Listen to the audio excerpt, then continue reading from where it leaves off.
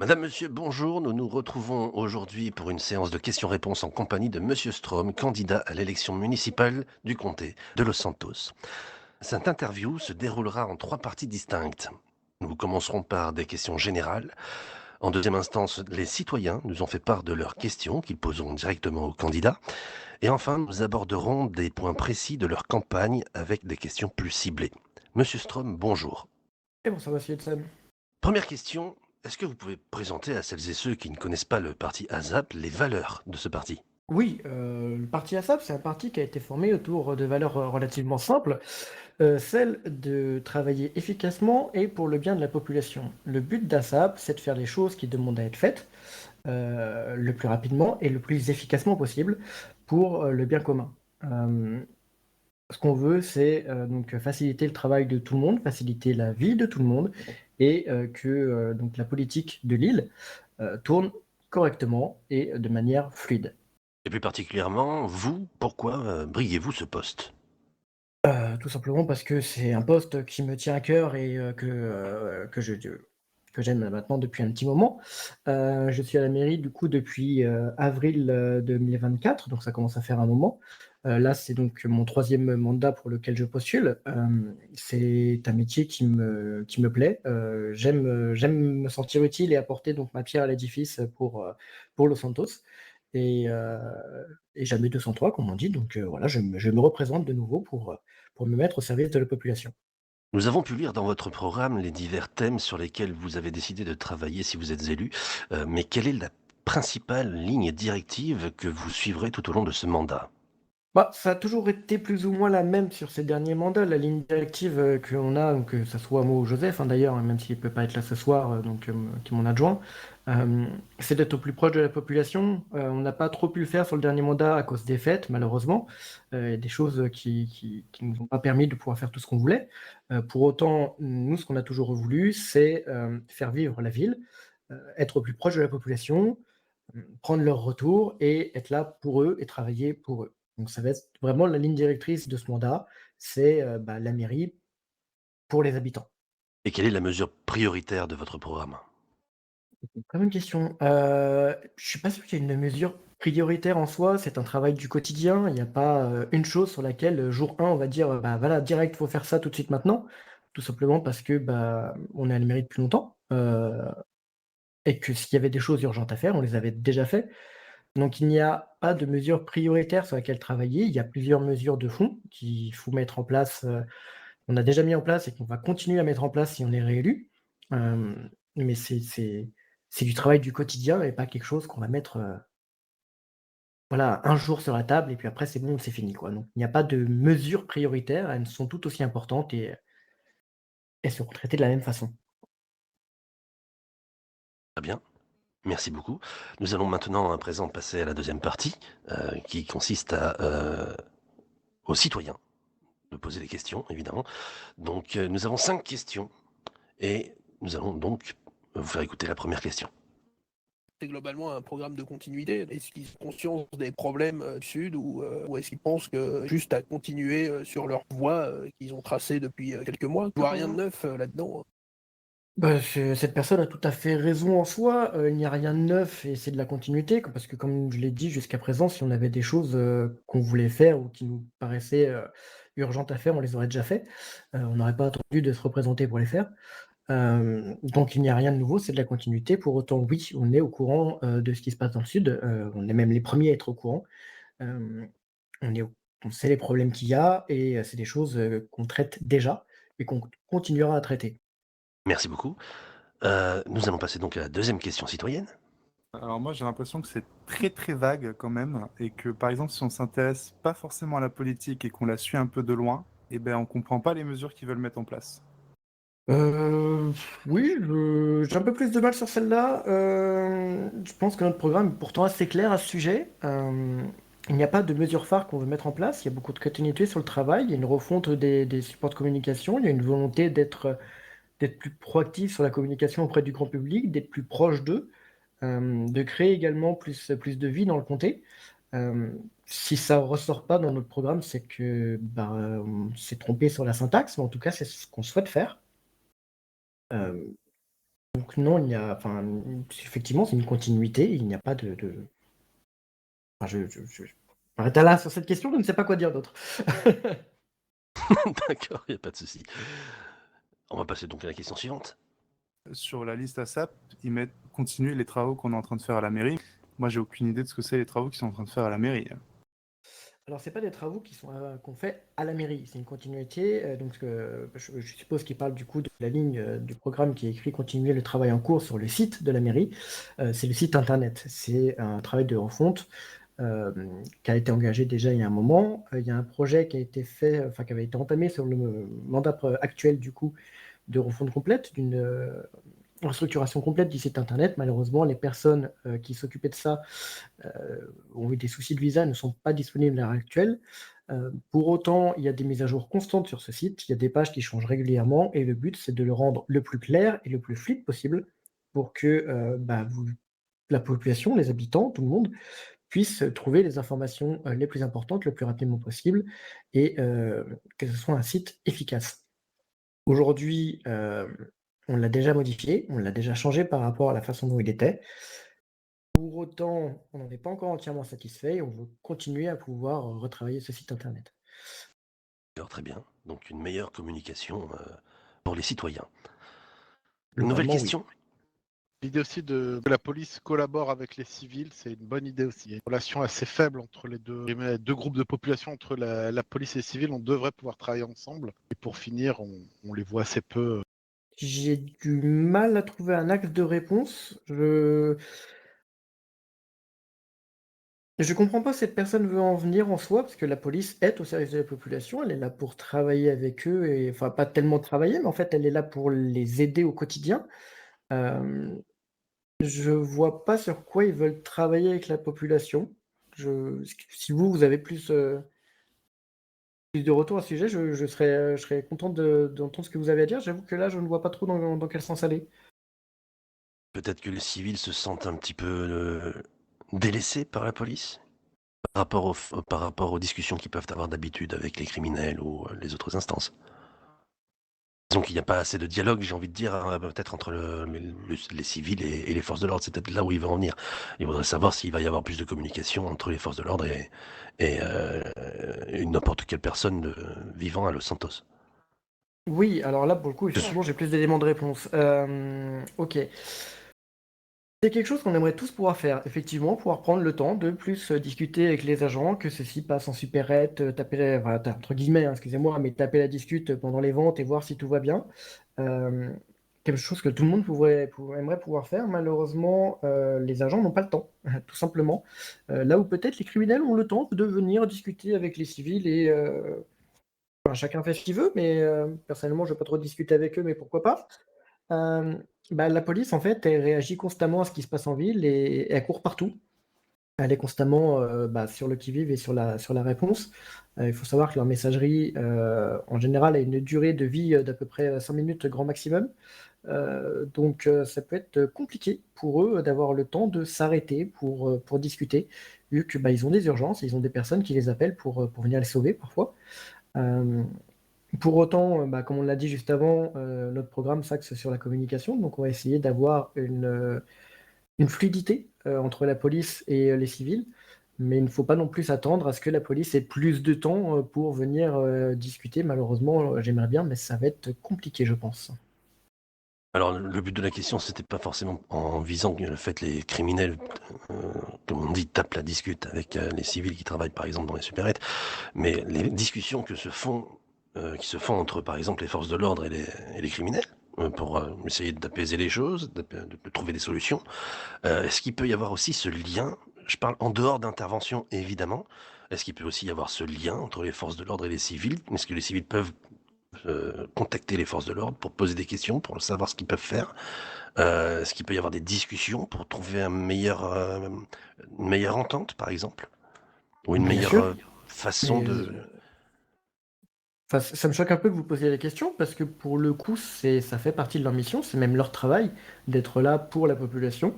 Donc à n'importe quel moment, si un habitant a besoin, un citoyen a besoin de contacter la police pour lui poser une question, bien sûr, en rapport avec ce que les forces de l'ordre peuvent répondre, effectivement, la police est là pour leur répondre. Pour autant, s'ils ont des urgences à traiter, peut-être qu'ils répondront plus tard. Mais la police est au service de la population et est là pour répondre à leurs besoins.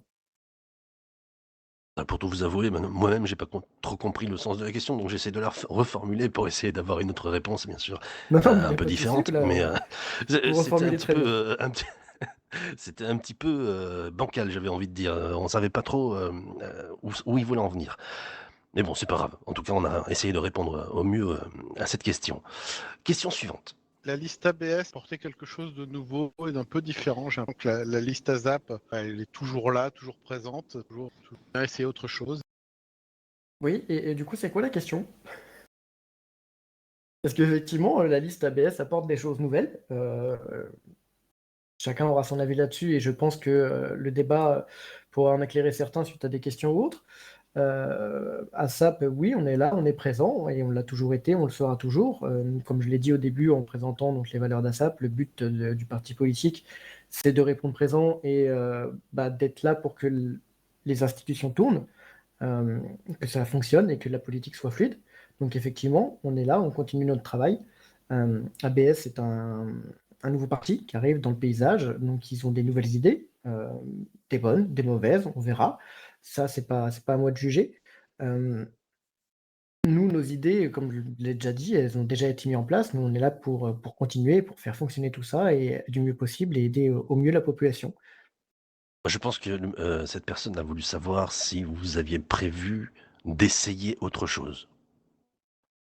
Que ce que vous avez en fait l'habitude, comme on vous voit régulièrement dans le paysage politique, nous avons l'habitude de voir un peu comment vous fonctionnez, les idées que vous avez, ce que vous apportez, comment vous dirigez la mairie ou le gouvernement ou n'importe quel poste politique.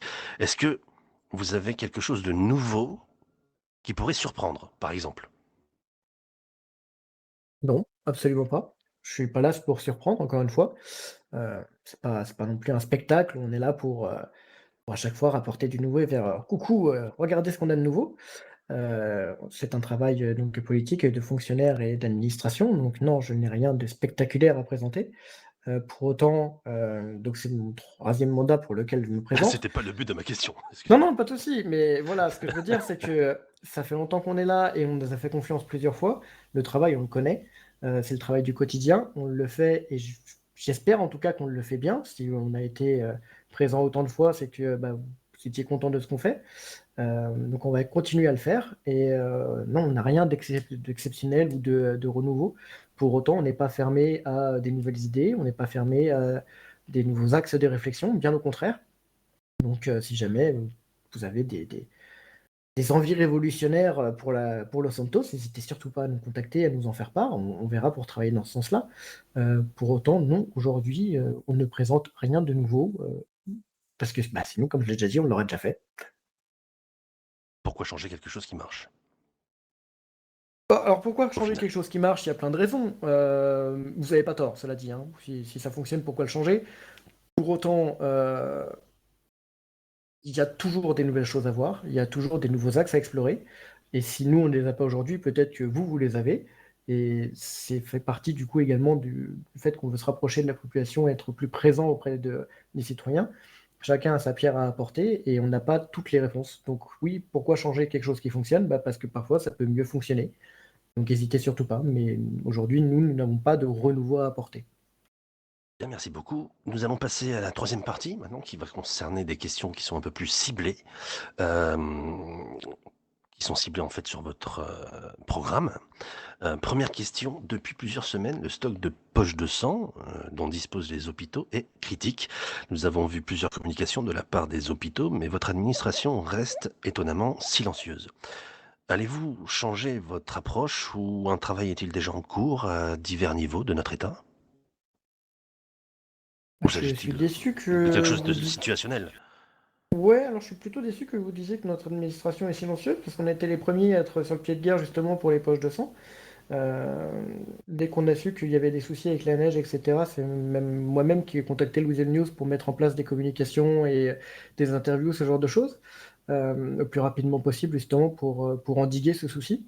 On a également partagé plusieurs communications, mais malheureusement, on sait que si on multiplie les communications dans les canaux, elles ne sont pas forcément lues. Donc, on a préféré prendre un autre axe et permettre à l'hôpital de passer directement par le News, que ce soit par des articles, des bandeaux, des publicités, plutôt que de passer par les canaux de la mairie.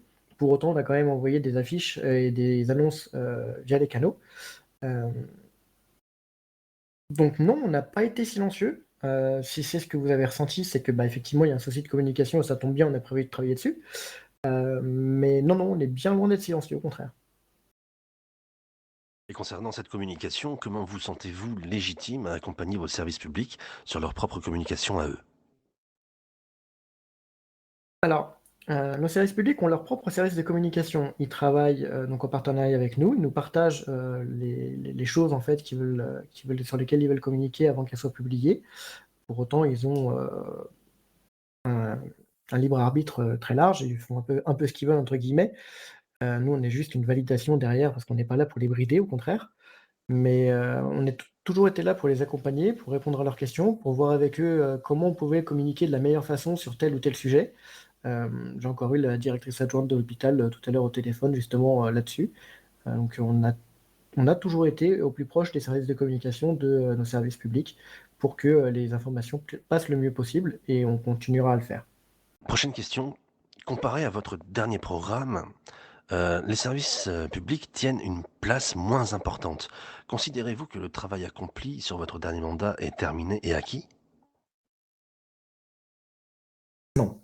Euh, le travail n'est jamais terminé, le travail n'est jamais acquis. C'est un travail, comme je disais tout à l'heure, quotidien et qui se fait sur la longueur. Sur ce programme-là, si vous ne voyez qu'une seule ligne pour service public, c'est parce qu'on n'a pas besoin de répéter ce qui a déjà été mis ou ce qui est déjà en place. Pour autant, il n'y a pas une seule ligne entre guillemets sur les services publics parce qu'ils sont également compris dans les autres postes. Vous avez donc pour les services publics tout ce qui est communication, mesures économiques, et sur lesquels ils sont également touchés, et même en priorité eux. Euh, donc non, le travail n'est pas fini. Il ne le sera d'ailleurs jamais, parce que sinon on n'aurait plus besoin de maire et ça se saurait. Pour autant, il n'y a pas de choses spécifiques aujourd'hui pour les services publics. On a donc la communication globale de l'administration, dont font partie les services publics, des mesures économiques également à revoir, dont font partie les services publics. Donc c'est des choses avec lesquelles on va travailler avec eux en partenariat. Euh, mais le travail, non, n'est pas terminé à ce sujet. D'accord. Question suivante. Vous dites rester au contact des employés. Cela sous-entend que vous l'êtes déjà. Pouvez-vous nous dire ce qu'il y a de concret derrière cette phrase? Et quid de ne pas avoir mis en place un conseil municipal pendant ce mandat? Alors, il n'y a pas eu de conseil municipal pendant ce mandat pour plusieurs raisons. Premièrement, on n'a pas eu de demande spécifique d'en faire un. Deuxièmement, avec les fêtes, c'était assez compliqué. Moi-même, j'ai été très peu présent durant les semaines des fêtes et j'étais très malade juste avant.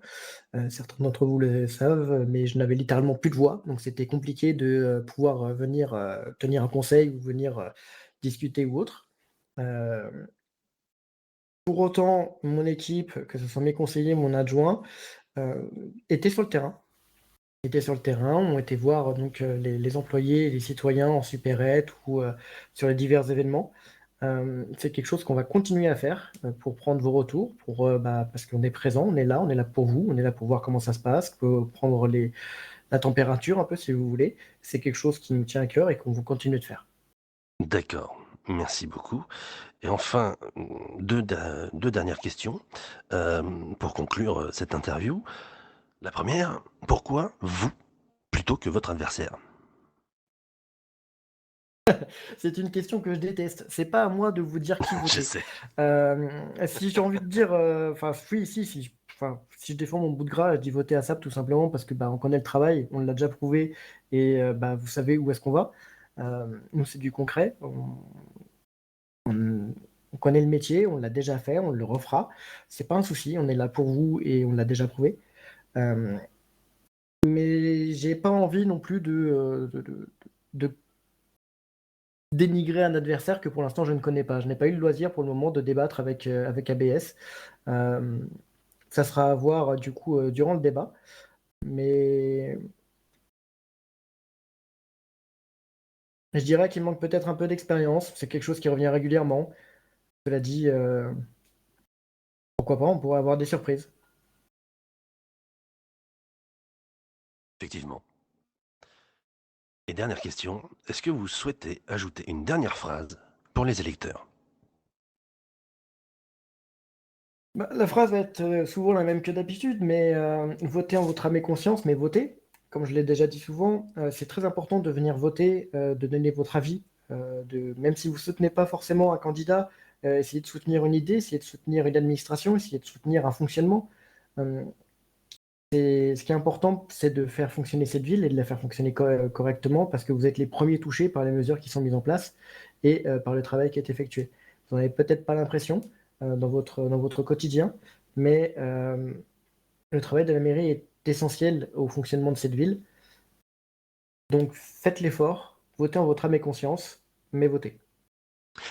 Ainsi s'achève cet entretien avec le candidat du parti ASAP se présentant aux élections municipales. Monsieur Strom, merci d'avoir répondu à notre invitation. Merci à Merci vous. à vous de nous avoir suivis et nous vous donnons rendez-vous pour le débat qui se tiendra au gouvernement entre les deux partis. Bonne fin de journée à toutes et à tous.